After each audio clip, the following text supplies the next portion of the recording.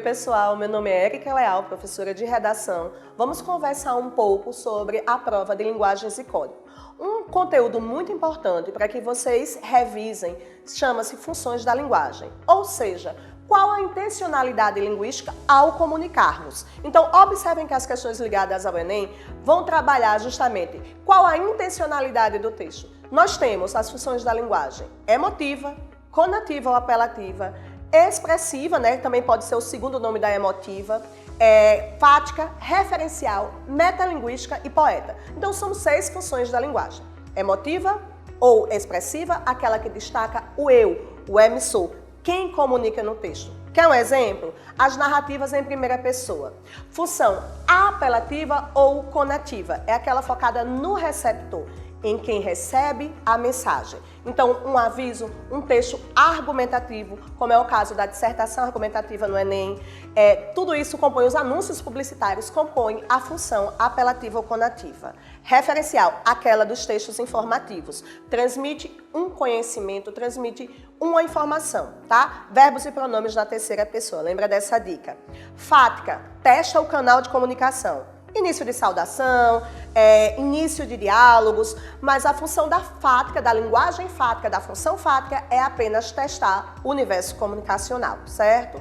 Vamos lá para a função metalinguística, uma bastante recorrente na prova do Enem, trabalha a linguagem que expressa a própria linguagem, o texto falando sobre o texto. Por exemplo, poemas metalinguísticos do modernismo, certo? Definições ligadas a idioma e, por fim, a função poética. A função poética trabalha a linguagem expressiva, certo? Para sensibilizar, para emocionar, trabalha a construção do texto, geralmente comuns em textos poéticos, literários, tá? Só lembrando um detalhe, a interpretação de vocês vai fazer com que vocês acertem a predominância em relação a essas funções, uma vez que um texto pode ter mais de uma função. Então, interpretem corretamente, vejam o objetivo, vejam a intencionalidade do que vocês estão trabalhando, o que as questões trazem em relação aos conceitos, como a gente já mencionou, para que vocês acertem.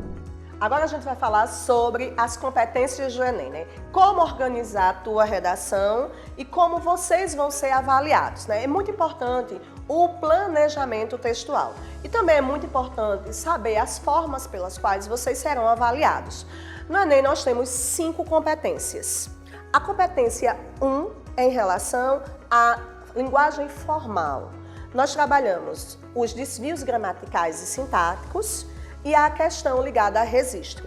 A linguagem formal é aquela que respeita a norma, a gramática normativa, a gramática padrão. Então evitem termos coloquiais, revisem os textos, cuidado com a acentuação, né? Cuidado com a pontuação, com as colocações pronominais, as letras maiúsculas e minúsculas. Então encaixe, revisem seu texto, encaixem essas regras da gramática formal para que seu texto obedeça aos critérios de avaliação da primeira competência, né? Então, a primeira competência, lembra aí, em relação aos aspectos gramaticais, normativos e formais da tua redação. Segunda competência, nós temos 3 preocupações básicas. A primeira, compreensão do tema. Leia muito bem a voz de comando do texto, o recorte temático. Estruture esse recorte temático em relação ao que você vai discutir. Então, compreenda, faça uso desse recorte temático. Aplique áreas de conhecimento, traga repertórios. Esses repertórios, eles podem ser de áreas distintas. Eu posso trazer um filme, uma série, um livro, usar uma alusão histórica, uma citação filosófica, social, geográfica, envolvendo biologia, interdisciplinariedade. É muito importante fazer essa correlação. Esse repertório, ele precisa ser, preste atenção, na dica, legitimado, que é ligado a uma área de conhecimento, pertinente, relacionado diretamente ao assunto que você vai discutir, e produtivo, encaixado na tua discussão, na tua argumentação, ou seja, na defesa do teu ponto de vista. Então, além de compreender o tema, além de aplicar áreas de conhecimento, faz-se necessário também que vocês estruturem o texto de forma argumentativa, em introdução, desenvolvimento e conclusão. Lembrando aí que a introdução vai apresentar as ideias, vai contextualizar o leitor, vai trazer teu tema e tua tese. O desenvolvimento vai trazer a defesa do teu ponto de vista, validada pelo repertório e com a discussão, a problematização da temática. E a conclusão vai trazer as medidas interventivas, válidas que respeitam os direitos humanos, organizadas em agente, ação, meio modo, detalhamento e efeito, na ordem que vocês desejarem, mas que cumpram esses 5 elementos básicos, sendo válidos e articulados com a tua proposta de discussão. Isso aí vai ser analisado na competência 2. A competência 3, ela tem um caráter de coerência, seleção das ideias, organização, relação. Não deixe lacunas argumentativas, procure encadear suas ideias, a progressão, a fluidez textual.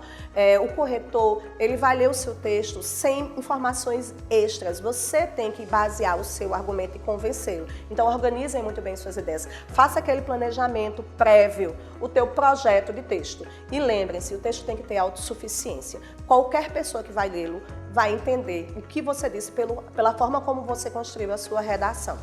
Competência 4. Competência 4 trabalha os articuladores, os conectivos, os operadores, aquela estrutura organizacional do seu texto em relação às ideias, as retomadas ou as sequenciações. Não repita conectivos, não repita ideias, não usem conectivos de formas inadequadas. Uma dica: não comecem o D1 com o primeiro lugar, primeiramente. Procurem usar diante desse cenário, nesse contexto, diante dessa perspectiva, sempre mantendo as relações. Operadores argumentativos trabalham a favor do que você vai discutir. E, por fim, a competência 5, a conclusão. A conclusão, ela vai ser baseada no que você coloca como problematização, lá na sua tese, na introdução. Então, você vai trazer uma medida válida, uma intervenção possível de ser realizada, execuível, certo? Que respeita os direitos humanos, em dignidade, em inclusão, em valorização às diferenças. Então, a tua conclusão pode ter 1 ou 2 medidas. Eu aconselho sempre 2 medidas, mesmo que uma delas seja mais completa do que a outra. Érica, completa em que elemento? Completa em relação ao que eu já falei anteriormente. Agente, que é quem realiza a ação, que é o que é feito para intervir no problema, meio modo, como essa ação vai se desenvolver, finalidade, a fim de que você vai colocar essa intervenção, e o detalhamento. O que é o detalhamento? Detalhamento é uma explicação, uma contextualização, uma complementação de um desses elementos, tá? Se possível, faça aquela frase, retomada aquela frase circular, e com certeza vocês vão se dar muito bem na redação. Aguardem aí nas próximas dicas para que vocês tenham sucesso na redação e na prova de linguagens do Enem.